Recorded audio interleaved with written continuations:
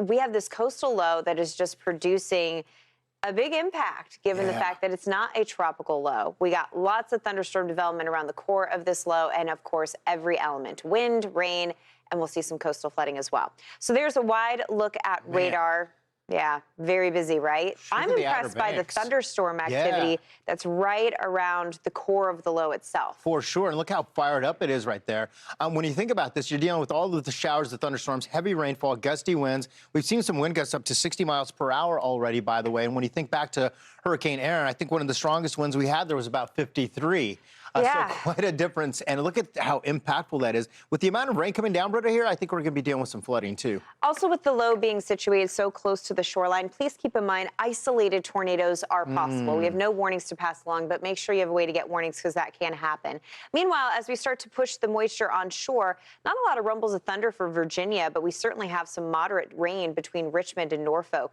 Here's a look at the wind element. Wind gusts right now between 30 and 33 miles per hour. So, again, nothing crazy, but definitely some gusty winds. You're going to notice it. We're not going to see power outages likely, but in Duck Pier right now, we have a north wind gusting at 40 miles per hour. So tropical storm force wind gusts are certainly possible with this low. Watching closely, here are some of the wind gusts that we have seen so far. There's that 60 mile per hour wind gust, again, even stronger than we had during Hurricane Aaron, up to 53 to 58. So even inland, so these are for the coastal communities, but you're still going to feel them 20, 25 inland. We do have these wind advisories, some strong wind gusts, high tide you'll watch here as well for some of that water inundation possible. And that's directly tied to the wind. Yeah, exactly. All that drag pushing up against the coast, consistent there. And we do have that coastal flood advisory and a coastal flood warning, 1 to 2 feet of inundation. This is slightly higher than last week. I mean, last week we were looking at pretty much every high tide cycle. That was for a foot of inundation. This is possibly up to 2 feet of inundation. So road closures are expected.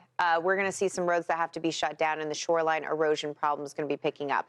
Looks like the Corolla camera is out of service. I hate it when that happens. But, you know, it would show you that we do have rain across the region, and this is how much rain we have picked up since Monday. And we still have to get through the next couple days because this feature, this low, is not really moving. You had another 3 inches on top of that in some spots, especially where you got this heavy rain. That's going to be a problem.